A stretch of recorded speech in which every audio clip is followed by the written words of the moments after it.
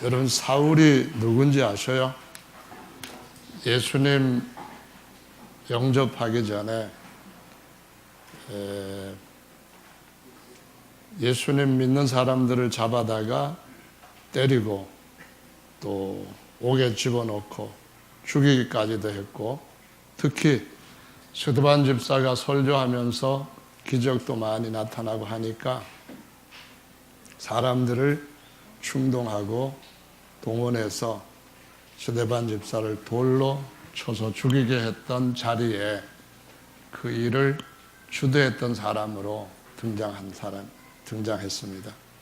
이런 사람이 계속해서 예수님 믿는 사람들, 다른 말로 하자면은 예수님 이름 부르는 사람들을 잡으려고 다메섹이라고 하는 외국인 도성까지 가고 있었어요. 근데 예수님이 그에게 나타나셔서 그를 예수님의 이름을 전하는 그릇으로 택하시게 되는데요. 근데 예수님이 나타나셔서 뭔가 예수님의 제자가 되려면 해야 될 일을 직접 가르쳐 주시진 않고 아나니아라고 하는 제자를 환상 중에 부르셔서 사울한테 가서 이렇게 제자로 삼아라 라는 말씀을 하셨습니다. 하나님께서 우리가 이 땅에 사는 동안에 왜 우리를 남기셨는가, 이 부분에 대해서 늘 그 이유를 잊지 않고 사는 것이 정말 중요하고 필요하다고 생각이 됩니다. 하나님께서 왜 아담한테 말씀을 주시면서 같은 몸에서 나온 갈비뼈한테 같이 주시지 않고 아담한테만 주셨는지 이유가 뭔가 아는 것이 중요하다고 생각이 됩니다. 그건 다름 아니라 하나님이 하나님의 권세와 능력을 사람들한테 위임하면서 그 모든 것들을 다 물려주시기까지는 사람하고 같이 일하시려고 하시기 때문입니다. 그래서 하나님께서 하시는 일이 있고 사람들한테 맡겨주신 일들이 있거든요. 침례 경우만 보더라도 성령 침례나 불침례는 예수님 자신이 하시는 일로 맡으셨어요. 반면에 물로 침례를 주는 일은 침례 요한이나 아니면은 제자들, 이런 자들한테 주님이 위임을 하셨단 말이에요. 그러니까 하나님은 이 땅에서 우리가 사는 동안에 하나님과 같이 하나님이 생각하시고 계획하신 일을 이루도록 같이 일하시려고 하시는 줄로 믿으시기 바랍니다. 하나님과 같이 일하는 것이 참 중요한데, 하나님과 같이 일하는 사람의 특징이 뭘까? 하나님이 나와 같이 일하는 사람이다, 나와 같은 동력자다, 또는 영어로 말하면은 코워커다, 이렇게 인정해 주는 것이 뭘까요? 사울에 대한 이야기를 제자 아나니아도 많이 들었어요. 아주 무서운 사람이에요. 잡히면은 거의 죽게 될 정도로 매를 맞거나 예수님을 부인하지 않으면은 평생 옥에 갇혀서 살아야 될지도 모르는 아주 위험한 인물인 줄을 소문이 파다하게 나 있었기 때문에 잘 알았어요. 그런 아나니아한테 예수님이 사울을 내가 이렇게 증명한다, 내가 사울을 이런 사람이라고 인정하고 있으니까 너는 내 말을 믿어라, 그래서 그 사람 만나라, 이렇게 말씀을 하셨는데, 예수님이 사울을 인정하신다는 그 인증, 그 표가 뭘까요? 사울에게 있는 믿을 만한 증표가 뭘까요? 여기 말씀을 보시면은 11절 끝부분에서 이렇게 기록을 하고 있습니다. 저가 기도하는 중이다 라는 말씀입니다. 여러분, 하나님은 기도하는 사람을 믿고 신뢰하시고 같이 일하시는 줄로 아십니까? 할렐루야! 정말 복이 있는 일입니다. 성경 말씀에 보시면은 하나님께서 하나님의 사람이라고 일컫는 사람들마다 다 어떤 특징을 가지게 하셨는가 하면은 하나님 앞에 기도하는 사람, 그래서 기도하는 사람을 나는 믿는다라고 말씀하신 것을 볼 수가 있습니다. 여러분 구약성경의 가장 유명한 인물로 창세기, 출애굽기, 그 다음에 레위기, 민수기, 신명기, 오경을 쓴 사람이 누구인가요? 모세인데요. 하나님이 모세와 같이 뭘 하셨을까? 같이 일하셨단 말이에요. 그 전에 그러면 일하시기 전에 무엇을 하셨을까? 거기 보면은 하나님이 이렇게 말씀하십니다. 내 종 모세는 나와 대면하여 알던 자다. 이렇게 말씀합니다.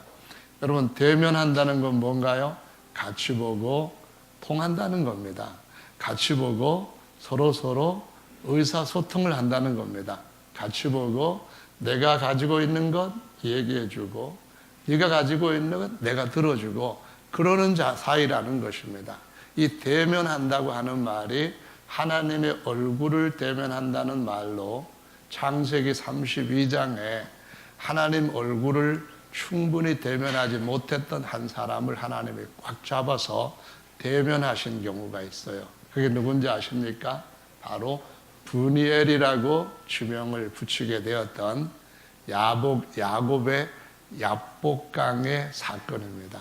야복강에 이르렀을 때에 에서가, 그러니까 야곱의 형 에서가 400명의 사병을 이끌고 동생 야곱을 죽이려고 앞으로 다가오고 있었습니다. 이제는 어떤 방법으로도 피할 수가 없다는 걸 알게 되었는데요. 그런데 거기에 하나님께서 사람의 모습으로 야곱한테 나타나셨습니다. 그래서 밤새도록 하나님과 씨름을 하게 되는데 이 씨름을 성경에서는 하나님과 대면해서 기도하는 삶을 대면하여 하나님과 있는 자, 이런 표현으로 쓴 것을 볼 수가 있습니다. 그 야곱의 후손으로서 모세도 하나님과 대면에 있던 사람이었습니다. 그 야곱이 가졌던 하나님 앞에 안 됩니다. 이스라엘 백성들을 용서해 주셔야 됩니다. 그렇지 않으면 차라리 내 이름을 하나님의 생명책에서 지워주세요. 이렇게까지 하면서 40일 동안 2번이나 시내산에 올라가서 아무것도 먹지도 않고 마시지도 않고 80 이상 된 노인이 하나님과 대면했던 그런 관계를 뭐라고 말합니까? 하나님과 기도로 아주 가까워지고 깊이 소통하는 사람이라고 표현을 하고 있습니다. 그래서 저와 여러분들도 하나님 앞에 하나님이 신뢰하는 사람이라고 인정받기 위해서는 반드시 할 수 있는 것이 있습니다. 해야 될 것이 있는데 그것이 바로 주의 이름을 부르는 자다라는 이러한 타이틀을 갖고 살아가는 것인 줄로 믿으시기 바랍니다. 창세기 4장의 말씀에 가보면은 격변이 일어났죠. 아담이 범죄를 하게 되고 하와도 범죄를 하게 되고 에덴 동산에서 쫓겨나게 되고 영생할 수 있던 몸이 이제는 하나님 시각에 천년밖에 살지 못하는 이러한 몸으로 아주 격한 변화가 일어났는데 거기에다가 큰아들 아벨과 작은아들 큰아들 가인과 작은아들 아벨이 싸움을 했는데 그냥 서로 싸운 것이 아니라 일방적으로 형이 동생을 죽인 사건도 일어났습니다. 그 엄청난 사건이 몇 식구밖에 없는 그 가정에서 일어났을 때에 그때 그 모든 문제를 풀어갈 수 있는 가장 중요한 그리고 꼭 필요한 하나님께서 주신 아주 놀라운 비밀이 있었습니다. 그게 뭐냐 하면은 에노스와 그리고 셋, 그의 아버지 셋이 하나님의 이름을 부르는 사람들로 뭐라고 나왔는가 하면은 그때서 비로소 사람들이 하나님의 이름을 불렀더라라고 말씀을 하고 있습니다. 하나님의 이름을 부르는 사람들, 이런 사람들이 어떤 사람인가요? 이것이 바로 하나님께서 비로소 그 모든 격한 문제들을 하나씩 해결해 가고 하나님의 계획으로 함께 동행할 수 있는 사람들이다라는 사실을 보여주시고 있다는 거예요. 아멘. 그래서 히브리서 말씀에 보면은 2장에서 하나님이 사람을 인자를 생각하시며 또 사람을 권고하신다라고 표현하셨는데 거기에 나와 있는 인자라고 하는 단어가 원래 히브리어로 시편 8편의 말씀을 읽어보면은 아담의 아들, 그래서 벤 아담, 셋을 가리키는 말이고요. 에노스라고 하는 이름을 사람이란 말로 번역을 했단 말이에요. 그래서 하나님은 비로소 셋과 에노스 때부터 하나님의 이름을 부르는 사람들이 자리를 잡게 되니까 그 외에 다른 후손들은, 가인의 후손들은 다 그 하나님 이름 부른 데서부터 떠나갔지만은 하나님의 이름을 비로소 부르는 사람들을 통하여 하나님은 함께 구속의 역사를 이루어 가시고 모든 저주들을 이겨 가시는 하나님의 놀라운 축복의 길을 열고 계신 것을 볼 수가 있습니다. 그래서 하나님은 지금도 에노스와 셋처럼 하나님의 이름을 부르는 사람들이 하나님의 인정을 받는 사람이에요.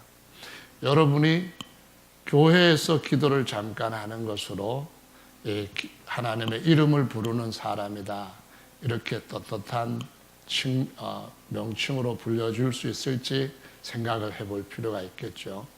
여러분의 가족이 얼마만큼 집에서 하나님의 이름을 부르는지 이걸 보시면은 내가 하나님의 사람인지 아니면은 바로의 사람이었던 모세처럼 세상 왕자가 되려고 하는 그런 사람인지 비교가 되실 거예요.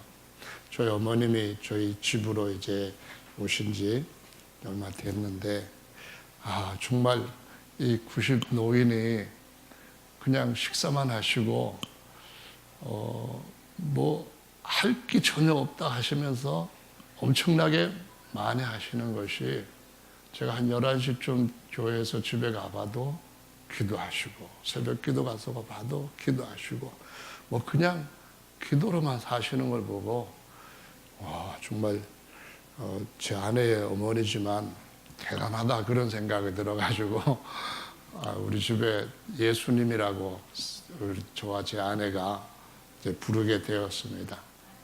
중요한 것은 우리 모두가 다 예수님의 이름을 부르는 사람이 되면 주님이 신뢰하시는 사람이라는 겁니다. 여러분 그 말씀을 믿으시면은 성경에서 승리했던 모든 사람처럼 승리하는 사람들이 될 것이라고 믿습니다.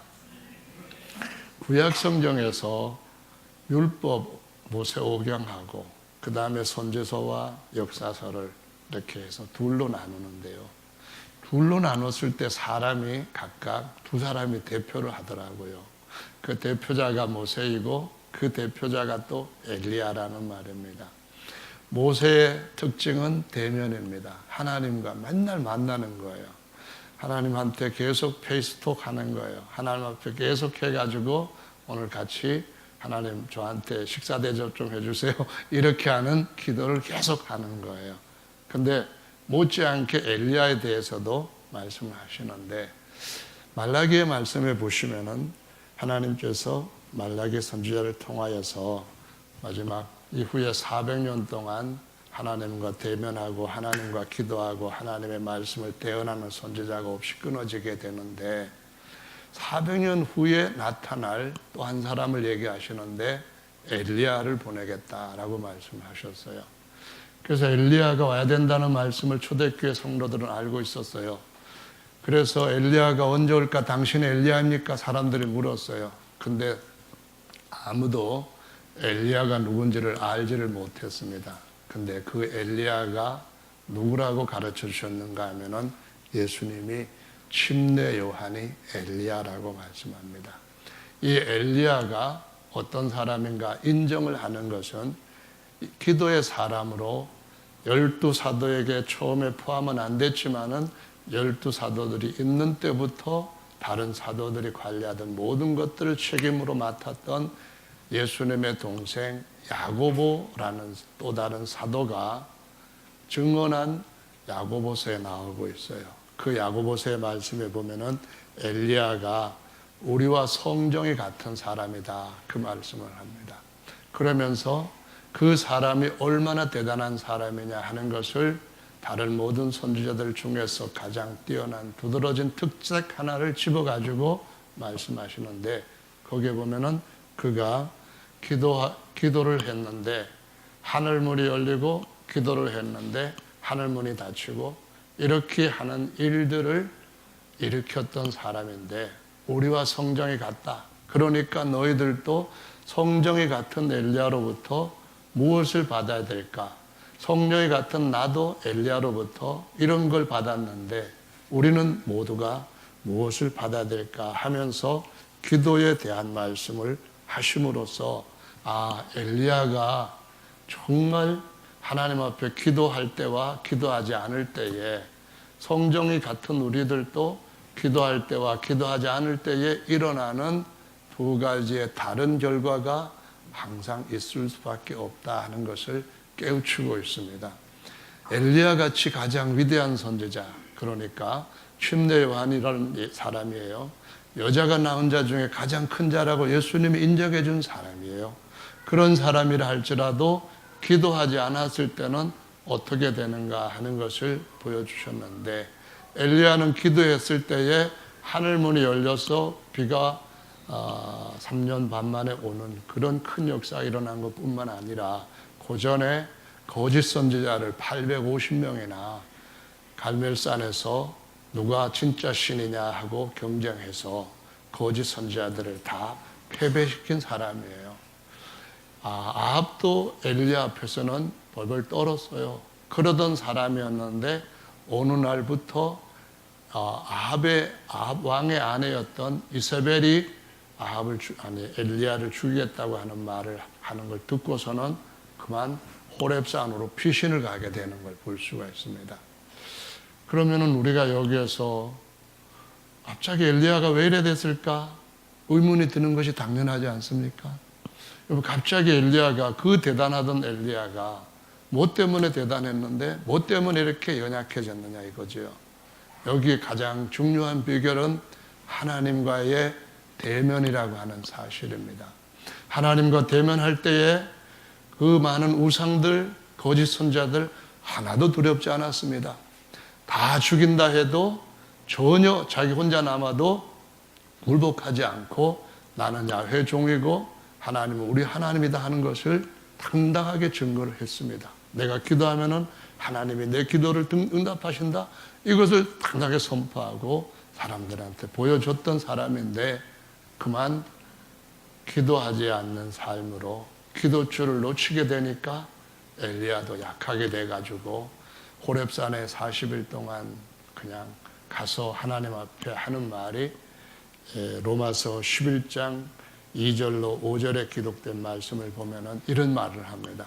하나님, 이스라엘 백성들이 말이에요, 하나님의 제단 다 물어버렸어요. 우상 숭배는 지독하게 많이 하고요, 다 죽였어요. 하나님의 선지자들 다 죽이고 저 하나밖에 안 남았어요. 저도 이제 죽이려고 합니다. 그러니까 이제는 저도 못하겠어요. 이러고 왔단 말이에요.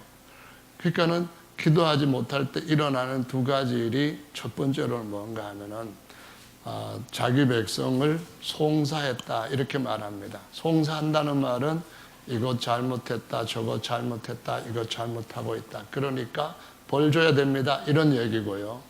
두 번째로 뭐냐면, 하나님이 그런 마음 갖고서는 예전에 나를 위해서 내 종으로 일하던 그것, 예전에 나를 위하여서 내 백성을 보살피던 그 일 더 이상 하지 못하겠구나. 그러니까 엘리사에게 너의 선지자의 일을 넘겨주어라, 이렇게 말씀하신 것처럼, 우리 모두에게 중요한 것은 기도를 붙들고 살아갈 때에 다른 사람을 위하여서 기도할 수 있는 힘 있는 하나님의 사람으로 살아갈 수가 있다는 겁니다. 다른 사람들이 실수할 때에 저들의 죄를 용서해 주십시오, 이렇게 주님 앞에 그들의 허물을 하나님으로부터 덮어주는 모세의 기도도 할 수 있다는 겁니다. 할렐루야. 하나님, 50명이 있다면은 그러면은 저 성을 멸하겠습니까? 아니잖아요. 50명 정이 있다면 소돔 고모라 그냥 살려주세요. 거기에서부터 10명까지 내려갈 수 있는 아브라함의 기도를 하나님께서 들으셨던 것처럼 우리 모두가 다 기도의 사람이 된다면, 기도의 줄을 놓지 않는다면 하나님이 끝까지 너는 내가 믿을 만한 사람이다. 너 기도줄 붙들고 있으니까 꼭 내가 너를 쓸 것이다. 이렇게 역사해 주시고 붙들어 주시는 하나님이 되시는 줄로 믿으시기를 바랍니다. 할렐루야. 하나님께서 하신 일을 몇 가지 보면은 참 재미있는데요. 창세기 18장에 보면은 하나님께서 믿음의 조상 아브라함을 통하여서 어떤 일을 하셨단 말이에요. 무슨 일을 하셨는가 하면은 이 아브라함이 자기 부인이 굉장히 예뻤는 것으로 성경에 나옵니다. 막 얼마나 예뻤는지 아비멜렉 왕도 보고 푹 빠지고 또 애굽의 바로도 보고 푹 빠지고 할 정도로 굉장히 예뻤던 여자 같아요. 적어도 거의 뭐 정용선 다음 갈 정도로 그랬는데, 아니 이 아브라함이 기근을 피해 가지고 아비멜렉으로 내려갔을 때에 아비멜렉과 그 백성들이 남편을 죽이고 아내를 뺏는 그런 나쁜 습관들이 있는 걸 보고서는 거짓말을 한 거예요. 내 아내라는 표현을 안 쓰고 내 누이다 이렇게 표현을 썼잖아요. 그랬는데 아비멜렉 왕이 사라를 그 오랍이라고 하는 아브라함한테 뭐 이런 재물도 주면서 데려가 버렸어요. 근데 하나님이 꿈에 아비멜렉 왕한테 나타나셔가지고 너 그 여인을 돌려보내라. 이 여인은 남편이 있는 유부녀다. 만약 건드리면은 너와 내 집이 다 죽는다. 꿈에 이렇게 말씀하신 거예요. 근데 이것은 실수를 누가 했는가 하면은 아브라함이 사실은 겁먹고 한 거잖아요. 그런데 하나님께서 아비멜렉한테 하시는 말씀이 18장의 말씀에 보시면은 이런 말씀을 하셔요. 내가 아브라함을 택한 것은 아브라함을 나로 내가 하는 모든 일들을 알고 아브라함과 함께 내가 일하게 위함이 아니냐, 이런 말씀을 하시면서 19장의 소돔과 고모라 멸망시킬 것에 대해서 다 얘기하시고 대면하여서 기도 받으시고, 그 다음에 20장의 아비멜렉한테 아브라함이 실수해서 내려갔을 때에도 아비멜렉한테 뭐라고 말씀을 하셨는데요. 이 사람과 그 아내를 돌려보내라. 그는 선지자다. 그러시면서 그가 너를 위하여 기도하려니 그래야 내가 살려니와 내가 돌려보내지 않으면은 너와 내게 속한 모든 자가 정령 죽을 줄 알아라. 이렇게 말씀하신 거예요. 아브라함이 실수를 했어도 하나님이 그를 친구처럼 여기시고 편에 같이 하시면서 아브라함한테 어떻게 지위를 인정하시고 높여주시는가 하는 것을 이 말씀을 통하여서 볼 수가 있어요. 뭐라고 하셨는가 하면은 내 종 아브라함이 너를 위하여서 기도해야 된다, 그 말입니다. 그러면은 내가 듣고 너희를 살려주겠다, 그 말씀을 하신 거예요. 그러면은 하나님은 이 땅에서 모든 사람들을 영원한 그분의 계획에 이루게 하시기 위하여서 하나님과 같이 사람이 일할 사람이 누군가 찾으시는 줄로 믿으시기 바랍니다. 그럼 누구를 하나님이 찾으시겠어요? 기도하시는 사람, 기도하는 사람을 찾으신다는 겁니다. 그냥 일주일 내내 한 번도 기도하지 않고 그냥 주일날 와가지고 짧은 시간에 기도 보따리를 풀려고 하니까 너무 꼭 붙들어 매져가지고 잘 안 풀리는 거예요. 기도의 지퍼를 열려고 가방을 열려고 하니까 녹이 쓸었는지 땡겨도 안 열리고 안에 뭐가 물려가지고 계속 안 나는 거예요. 그래서 기도할 때에 기도가 안 되고 주여 주여 하기만 하고 퍽퍽하게 있다가 이제 마지막 축도하고 예배 마칩니다. 그러면은 이거 집에 가서 또 풀 수도 그런 어떤 마음 같은 것도 없기 때문에 그 다음 또 묵혀놨다가 다음 주에 또 오고, 이렇게 신앙을 생활하면은 주님이 우리를 못 믿어 주신다고요. 주님이 우리와 같이 얼굴 좀 맞대면서 너 나보는 게 그렇게 싫으냐? 보는 게 영광이 아니냐? 모세가 날 보고 영광이 이렇게 탁 나타났는데 너도 나를 대하면 그런 영광이 있는 거 정말 모르느냐?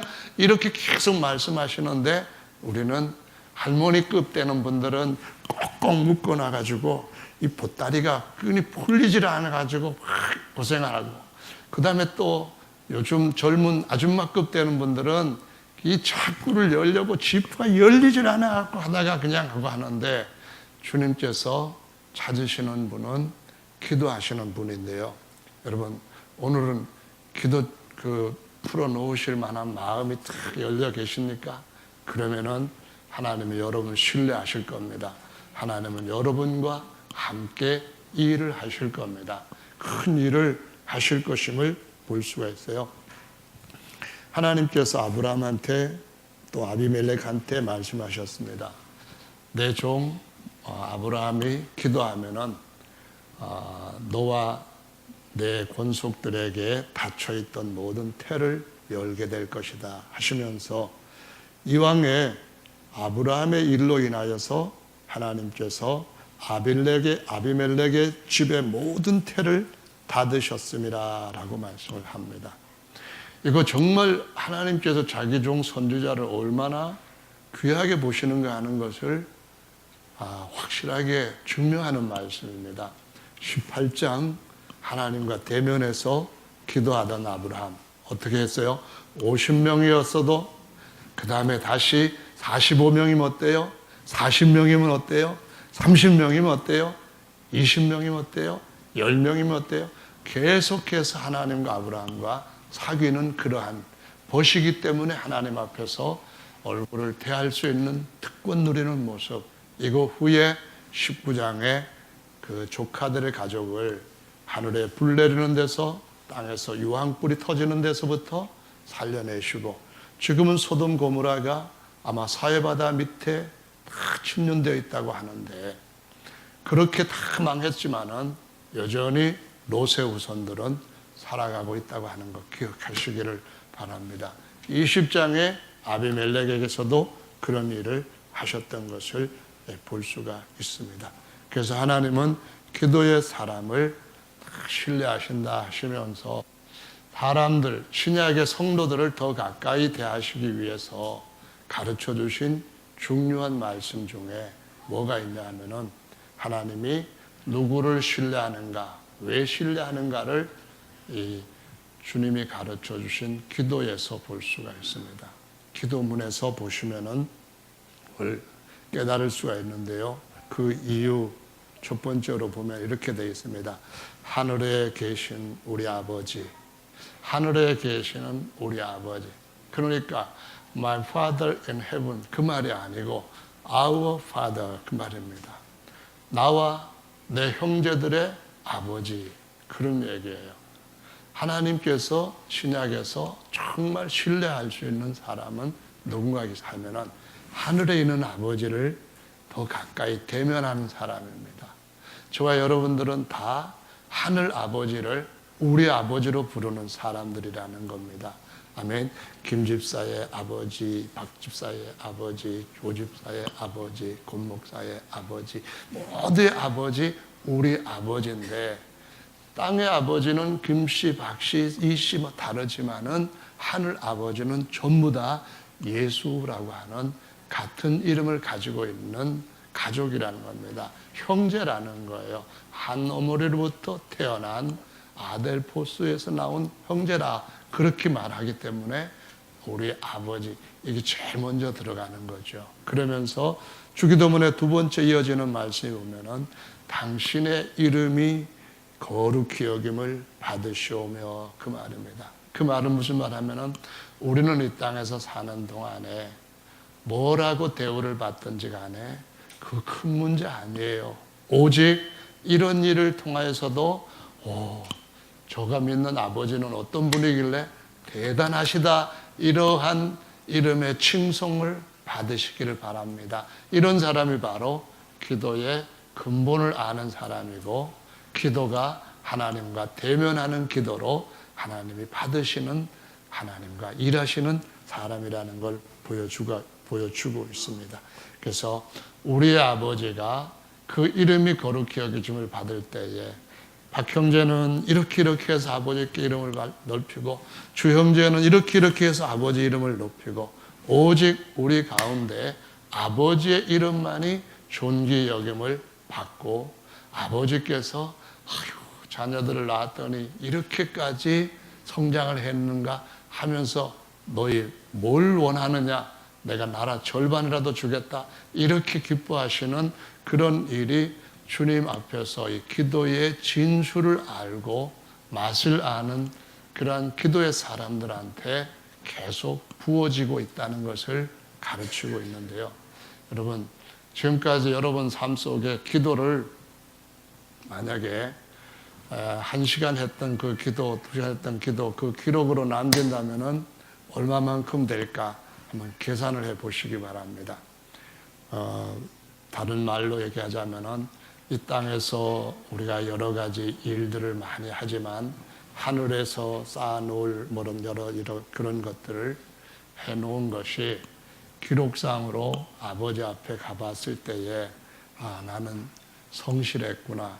나는 이 일에 이만큼 충실했구나 하는 그런 마음이 있으시다면 여러분은 하나님과 굉장히 가까워진 하나님과의 벗된 사람들이다라는 것을 보여주시고 있습니다. 이 주기도문처럼 기도하는 사람을 하나님이 믿을 수밖에 없는, 믿게끔 되는 이유가 또 한 가지가 뭐냐면은 나라 임하옵시며 또 하늘에서 이루어진 아버지의 뜻이 이 땅 우리의 마음의 심령 땅에도 이루어지이다. 이렇게 기도하라고 말씀을 하셨거든요. 성경 말씀에 보면은 하나님께서 기도하는 사람들한테 주시는 가장 중요한 마음속의 느낌은 하늘나라에 대한 이해입니다. 하나님 나라에 대한 어떤 영적인 눈, 영적인 귀를 통하여서 알게 하시는 그러한 신령한 체험들입니다. 그래서 이것들을 계속 우리가 얻게 될 때에 정말 대단하게 다른 우리의 가치관이 이 땅에서도 좀 더 우리의 삶을 바꾸어 놓는 변화를 가져다 준다는 거거든요. 바울이 빌립보 교회에게 보낸 편지에서 빌립보서에 보면은 바울 자신도 밖에서나 안에서나 굉장히 많은 어려움을 당했습니다.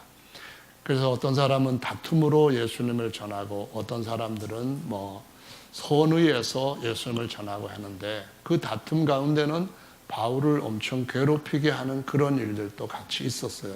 그런데도 불구하고 바울은 뭐라고 말하는가 하면은 기뻐하라.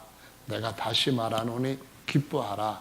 기뻐하라. 그런 말을 하면서 바울이 자기를 닮은 사람이 이런 사람이 있는데 내가 기뻐했던 이유를 저 제자들도 같이 기뻐하니까 나는 정말 기쁘고 저들이 바로 나의 주님 앞에서 받게 될 면류관이다라는 표현을 쓰거든요. 그 중에 누가 있는가 하면은 디모데와 에바브로디도라고 하는 사람이 있다는 거예요. 디모데가 어떤 사람이었는가 하면은 바울이 이렇게 말합니다. 내가 디모데를 속히 너에게 보내기를 주 안에서 바람은 너희 사정을 알므로 안위를 받으려 함이니 이는 뜻을 같이하여 너희 사정을 진실히 생각할 자가 그 이밖에 내게 없음이라. 저희가 다 자기 일을 구하고 그리스도 예수의 일을 구하지 아니하되 디모데의 연단은 너희가 아나니 자식이 아비에게 함같이 나와 함께 복음을 위하여 수고하였느니라. 그러므로 내가 내 일에 어떻게 될 것을 보아서 이 사람을 보내기를 바라고 나도 속히 가기를 주 안에서 확신하노라 라고 말합니다. 디모데는 바울이 장가를 안 갔기 때문에 바울이 낳은 친육신의 아들은 아닌데 바울이 특별히 자기의 영적 아들처럼 아끼고 귀히 여기고 자기의 후계자로 세워놓았던 아주 신실한 젊은 사역자였습니다. 이 사역자가 어떤 삶을 살았는가 하면은 사람들마다 자기 일을 구하는데 이는 오직 그리스도 일에 충실했기 때문에 예수님이 마태복음 6장에서 말씀하시기를 주님의 나라가 임하옵시며 했던 것처럼 먼저 그의 나라와 그 의를 구하라. 그리하면은 다른 이 모든 것들도 너희에게 더하시리라 하는 이 비결을 알고 주님을 섬겼던 제자라고 가르쳐 주시고 있습니다. 여러분, 먼저 주님의 일을 구하니까 다른 모든 것들을 더해 주시면서 어떤 어려움이 있어도 그 가운데서 바울이나 디모데처럼 기뻐하고 기뻐하라. 다시 말하노니 기뻐하라고 하는 이런 삶을 살 수 있도록 한 것입니다. 저와 여러분들 주님 앞에서 기도를 배웠습니다. 뭐라고 주님이 우리에게 가르쳐 주셨는가 하면은 주님의 나라가 이 땅에, 우리의 심령 땅에 주님의 신령한 나라가 임하옵소서, 이 기도를 계속하게 하시는데요. 세상 사람들은 이 나라에 대해서 모릅니다. 세상 사람들은 이 안에 들어와 있는 부요에 대해서 깨닫지를 못하고 말을 해도 알아듣지를 못합니다. 그러나 주님 앞에 대면해서 기도하고 주 예수님께서 우리에게 은혜 부어주신 그러한 신령한 체험을 한 사람들은 장래에 일어날 모든 임할 그 계획, 하늘에서 이루어진 하나님의 역사가 우리 속에서도 이루어져 가는 것을 신실하게 볼 수가 있는 줄로 믿습니다. 그래서 이런 사람을 바울이 바로 칭찬하면서 또 하나 누구를 얘기하는가 하면은 곧 이어지는 말씀에 보면은 그러나 25절인데요. 에바브로디도를 너에게 보내는 것이 필요한 줄로 생각하노니 그는 나의 형제요 함께 수고하고 함께 군사된 자요 너희 사자로 나의 쓸 것을 돕는 자라. 그가 너희 무리를 간절히 사모하고 자기 병든 것을 너희가 들은 줄을 알고 심히 근심한지라. 저가 병들어 죽게 되었으나 하나님이 저를 긍휼히 여기셨고 저뿐 아니라 또 나를 긍휼히 여기사 내 근심 위에 근심을 면하게 하셨느니라. 그러므로 내가 더욱 급히 저를 보낸 것은 너희로 저를 다시 보고 기뻐하게 하며 내 근심도 덜려함이니 이러므로 너희가 주 안에서 모든 기쁨으로 저를 영접하고 또 이와 같은 자들을 존귀히 여기라. 저가 그리스도의 일을 위하여 죽기에 이르러도 자기 목숨을 돌아보지 아니한 것은 나를 섬기는 너희 일에 부족함을 채우려 함이니라 라고 말씀합니다. 에바브로디도가 우리 모두가 본받아야 될 하나님의 나라를 유업으로 받고 영원토록 왕노릇할 그 예수님의 약속에 참여할 자로서 배워가야 할 아주 아름다운 본으로 사도 바울의 동력하는 삶 속에서, 하나님과 동력하는 삶 속에서 우리에게 귀한 교훈을 주고 있는 것을 볼 수가 있습니다. 여러분, 주님께서 곧 오실 것을 믿으시죠? 주님이 오시면은 우리의 낮은 몸을 자기의 영광의 몸의 형상처럼 병케 하실 것도 믿으시죠? 그때가 되면 우리가 영원히 다시는 시험에 들지 않을 뿐만 아니라 다시는 하나님 앞에 더 큰 영광을 위하여서 얻을 수 있는 무언가 노력할 기회도 없게 된다는 것을 믿으시죠? 육체를 입고 사는 이 동안에 디모데와 에바브로디도처럼 주기도문에 나와 있는 말씀대로 한 번 더 순종하는 그러한 은혜를 누리시기를 바랍니다. 주님의 나라가 내게 임하옵시고 하늘에서 뜻이 이루어진 것처럼 우리 속에서도 그 뜻이 이루어지게 해 주십시오. 이 기도가 바로 주님이 우리를 믿을 수 있는 사람이라는 것으로, 신뢰하며 같이 일할 수 있는 동력자라고 하는 사람으로 인정해 주시는 표식이 됩니다. 누구에게 주님이 그를 증명하실 때 그럴 겁니다. 내 종 누구는 지금 교회에서 기도하는 중이다, 이렇게 말씀하시는 그런 은혜가 있기를 바랍니다. 누구는 지금 집에서 누구를 위하여서 기도하는 중이다, 이렇게 인정해 주시는, 주님이 대면에서 보고 계시는 그러한 사람, 주님의 보시 되시기를 바랍니다. 누구는 나기를 저가 시험 든 누구를 위하여서 기도하고 있는 중이다, 이렇게 말씀하시는, 누군가가 회개하고 하나님을 찾을 때에 그를 위해서 저는 그를 위해 기도하는 중이다. 이렇게 말씀하시는 사람. 이전에 과거가 어땠든지 간에 그가 지금까지 보였던 모습이 어땠든지 간에 주님께서 지금 기도해서 같이 대면하시고 그가 지금 기도하는 사람이다. 이렇게 인정해 줄 수 있는 사람. 그런 사람이 저와 여러분들 되시기를 예수님의 이름으로 축원합니다. 그 주기도문에 보면은 그 다음에 또 무슨 말이 이어지고 있습니까? 일용할 양식을 주십시오. 우리에게 일용할 양식 달라고 할 때 일용할 양식은 우리가 집에서 먹어야 할 식빵 아니죠. 우리가 집에서 먹어야 할 무슨 곰국 아니죠. 우리가 집에서 먹어야 할 한해 짐이 아니고 예수님이 40일 금식하는 중에서도 내가 먹어야 할 양식이 있다고 하셨던 말씀이라는 겁니다. 정말 말씀이 있고 없고가 굉장히 큰 차이가 나요. 어떻게 차이가 날 수 있냐면은 예수님의 12제자가 마지막 예수님의 저녁 식사 자리에 같이 자리를 했단 말이에요. 근데 예수님께서 어떤 제자 하나한테 이 사람이 이런 사람이 될 것이다 하시면서 누가 그런 사람이에요? 제자들이 물었을 때 나와 같이 떡그릇에 손을 넣는 자다 하시면서 예수님이 떡을 떼가지고 그 제자에게 주셨단 말씀입니다. 근데 이 제자가 육신의 떡은 먹을 줄 알았어요. 그런데 주님이 주시고자 하시는 떡은 그 떡이 아니잖아요. 마지막 만찬에서 주님이 주시고자 하시는 떡은 무슨 떡입니까?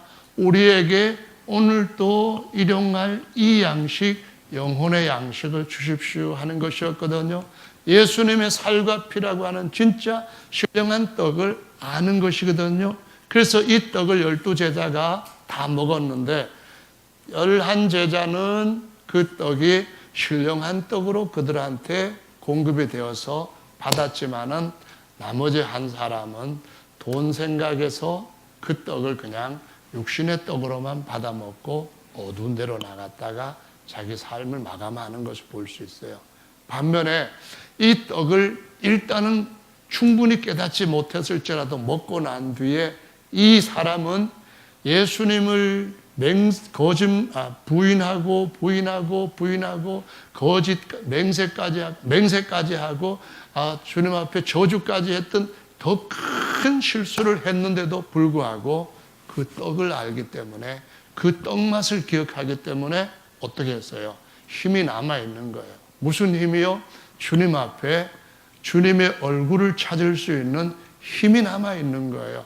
그런 사람이기 때문에 주님께서 보시고 베드로야, 내가 사단이 너를 밀가부로 타려고 내게 청구하였으나 내가 너를 위하여서 기도했다 하시면서 내가 돌이킨 후에 내 형제를 든든하게 세워라 하는 이런 복으로 주님께서도 기도해 주실 수 있는 중보자로서 우리를 같이 감싸 안아 주실 수 있는 주님이 대신해서 우리의 허물을 짊어지실 수 있는 그 은혜를 받을 수 있기 때문에 이런 사람은 내가 신뢰한다라고 말씀을 하시는 겁니다.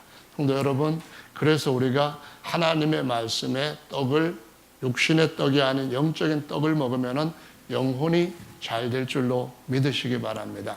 영혼이 빈약하고 영혼이 살지 아니하면은 아무리 건강하게 사는 사람일지라도 그냥 집만 튼튼하게 세웠을 뿐이지 집안에 사는 사람은 온갖 질병에서 벗어나지 못한 고통과 죽어가는 삶을 사는 것과 다를 바가 없다는 것을 보여주고 있다는 것을 기억하시기를 바랍니다. 할렐루야. 그래서 정말 우리는 하나님의 말씀을 꼭 붙잡아야 돼요. 이걸 이길 수 있는 방법은 말씀밖에 없다. 힘을 얻을 수 있는 길은 이것밖에 없다. 그래야 된다는 말씀이죠. 아멘. 그래서 그 다음에 주기도문에 나온 말씀에서 보면은 또 뭐라고 말씀하는가 하면 이렇게 나와요. 우리가 우리에게 죄 지은 자를 사하여 준 것 같이 우리의 죄를 사하여 주옵시고. 제일 중요한 것은 정말 우리가 주님 앞에 기도하면서 주님이 신뢰하실 수 있는 이유는 주님이 우리의 죄를 용서해 주셨다는 거예요. 주님이 우리 대신 십자가에서 찢어지셨다는 거예요. 주님이 우리 대신 저주를 받으셨다는 거예요. 그거를 아는 거고, 그거를 맨날 고백하는 거고, 그 은혜를 날마다 다시 생각하는 거예요. 여러분, 처음에 예수님 믿고 주님이 여러분한테 사랑을 부어주셨다는 것 느꼈을 때 눈물 나신 적 있습니까? 여기 여러분들이 여러분 부모님이 낳아주시고 길러주신 것에 대해서 감사하는 마음을 처음에만 갖고 지금은 그와 같은 마음을 갖고 있지 않다고 한다면 페루나입니다. 육신의 부모가 우리를 어떻게 키워줬는지 그 부분에 대해서 잊어버렸다고 한다면 그 느낌이 이제는 색이 바랜 버려야 할 옛날 옷처럼 돼버렸다고 한다면 여러분들은 아버지, 어머니 앞에 정말 잘못하고 있는 자식들입니다. 마찬가지로 하나님께서 우리에게 어떤 일을 해주셨는가 하는 사실이 날마다 우리의 마음속에 새로이 마음에 와닿지 않는다고 한다면 이는 주님 앞에서 영혼이 정말 뭐랄까요, 비천해졌거나 아주 빈곤해져 있는, 허약해져 있는, 병들어져 있는 상태라는 것을 기억을 해야만 됩니다. 우리가 하나님 앞에 은혜를 받았다는 사실을 알 때에 비로소 다른 사람들이 우리한테 어떤 일을 하든지 간에 내 긍휼을 받은 사람으로서, 하나님의 긍휼을 받은 나로서 나도 다른 이들한테 긍휼히 여길 때에 주님이 끝까지 내게 베푸신 긍휼을 거두시지 않으셨구나라는 사실을 알게 됩니다. 그래서 기도하는 사람은 주님이 신뢰할 수가 있습니다. 그래서 주님 앞에 기도하는 사람은 날마다 은혜를 되새길 수 있습니다. 기도한 사람들은 마음을, 주님의 마음을 닮아서 넓힐 수가 있다는 겁니다. 그러니까 주님께서 신뢰하실 수 있는 사람이라는 거예요. 마지막으로 주님이 뭐라고 말씀하시는가 하면은 우리를 시험에 들게 하지 마옵시고 악에서 구하옵소서 이렇게 말씀하셨는데요. 여러분, 우리가 시험에 들지 않는 방법은 예수님이 베드로에게도 말씀하셨던 것처럼 시험에 들지 않도록 기도해라. 마지막 때가 되면 사람들이 시험에 빠져서 형제들을 서로 잡아주는데 나설 거다. 그렇지만 너희는 시험에 들지 않도록 기도하라. 그런 말씀을 하시는데요. 이 마태복음의 6장에서 주기도문 가르치시면서 5장의 말씀에 가보면은 뭐라고 말씀하셨는가 하면은 이런 말씀을 하셨어요. 5장에서 보면은 주님이 하늘에 계시는 우리 아버지가 어떤 분인가 하는 것을 말씀을 하셨는데 그 말씀에 보시면은 우리 아버지가 이렇게 말씀합니다. 5장 43절에 내 이웃 사랑하고 내 원수를 미워하라 하였다는 것을 너희가 들었으나 나는 너희에게 이르노니 너희 원수를 사랑하며 너희를 핍박하는 자를 위하여서 기도하라. 이같이 한즉 하늘에 계신 너희 아버지 아들이 되리라. 되리니 이는 하나님이 그 해를 악인에게 선인에게 비추게 하시며 비를 의로운 자와 불의한 자에게 내리우심이라. 너희가 너희를 사랑하는 자를 사랑하면 무슨 상이 있으리요? 세리도 이같이 하지 아니하느냐? 또 너희가 너희 형제에게만 무난하면 남보다 더하는 것이 무엇이냐? 이방인들도 이같이 아니하느냐? 그러므로 하늘에 계신 너희 아버지의 온전하심과 같이 너희도 온전하라. 이래 말씀하십니다. 형제자매 여러분, 주기도문에서 말씀하신 이 기도가 앞에 5장의 이 말씀을 순종할 수 있는 비결이면서 순종을 해야 되는 주님의 계명이라는 사실을 보여주고 있습니다. 우리가 우리에게 죄진 자를 죄를 사해 줄 수 있는 힘이 어디서 나옵니까? 기도에서 나옵니다. 우리가 원수들을 위하여서 축복할 수 있는 그런 마음이 어디서 나옵니까? 기도에서 나오는 겁니다. 기도가 주님이 우리를 신뢰하는 것이지 우리의 겉모양이나 우리의 강한 의지나 우리의 명석한 머리나 우리가 가지고 있는 어떤 재화나 그것 보시고 주님이 신뢰하시는 것이 절대로 아니라는 것을 기억하시기 바랍니다. 어떤 기도가 주님이 신뢰하시면서 저가 기도하는 중이다 라고 말씀하실까요? 정말 주님이 우리에게 은혜를 베푸시고 사랑을 주신 것처럼 그런 사람입니다. 욥기나 그 창세기에서 아브라함, 믿음의 조상 아브라함, 이 두 사람의 예 중에 한 가지 말씀드리고 마치려고 하는데요. 아브라함한테 하나님이 아비멜렉 위해서 기도하라 그랬을 때 아브라함이 굉장히 기분이 나빴을 것 같아요.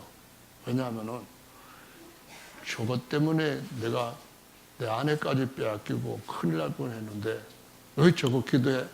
그렇게 생각할 수도 있었을 것 같은데 아니야. 너는 저 사람을 위해서 기도해 줘야 되는 사람이야. 미워도 기도해야 돼. 그러면 너는 내 보시 될 수 있어. 그러면 너는 모든 믿음의 조상이 될 수 있어. 그러면 너희는 내 아들이 되어 모든 것들을 유업으로 받을 수 있어. 그렇게 한 것이 너를 위해서 좋은 거야. 이걸 가르치신 것 아닐까요? 아비멜렉한테는 내 얼굴을 대하고 기도하는 사람이다. 그리고 얘기하시는 거예요. 모세를 비난했을 때에 그의 누나 미리암과 그의 형한테 뭐라고 했는가 하면은 내 종 모세가 너희를 위해서 기도할 것이니 그럼 너희가 사함을 받을 거다. 이 말씀을 하십니다. 내 종은 나하고 대면하고 기도하는 자야.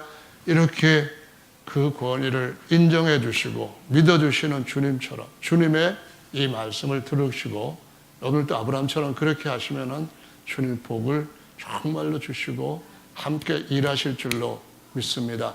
또 한 가지 욥 보십시오. 욥의 친구들 셋이 와가지고 엄청나게 욥을 갈궜어요. 그냥 욥이 다른 모든 것들을 빼앗긴 것뿐만 아니라 자녀들 다 잃어버린 것뿐만 아니라 부인이 저주하고 도망한 것뿐이 아니라 머리에서 발끝까지 악창난 것뿐만 아니라 그보다 더 괴로웠던 게 뭐냐면은 친구들이 와가지고 너 얼마나 죄를 지었길래 이렇게 망가졌느냐. 그런데도 불구하고 하나님 앞에 회개하지도 않고 계속 그냥 고집부리냐. 그러면서 그냥 계속 긁었을 때 마치 그 날카로운 쇳조각 같은 걸로 그냥 깨진 사기 그릇 조각 같은 걸로 막 가슴을 긁어오는 것 같은 그러한 경험을 했을 거예요. 그게 제일 힘들었을 건데 그런데 하나님이 욥한테 뭐라고 말씀하셨는가 하면은 야 니들이 한번 다 틀렸어. 내 종 욥처럼 의롭지 않아. 그러시면서 내 종 욥이 너희를 위하여 기도해 줄 거니 그러면 너희가 용서를 받을 것이다. 이렇게 말씀합니다. 하나님은 얼굴을 대하는 사람을 믿어주시는 줄로 믿으시기 바랍니다. 인정해 주시는 줄로 믿으시기 바랍니다. 여러분 모두가 다 어떤 경우에든 간에 주님과 더 가까운 보시 되도록 기도하시면은 정말 하나님 앞에서 위대한 인생을 사실 수 있을 줄로 믿습니다. 그러한 역사가 다 있으시기를 예수님의 이름으로 축원합니다. 다 같이 잠시 동안 각각 기도하시겠습니다.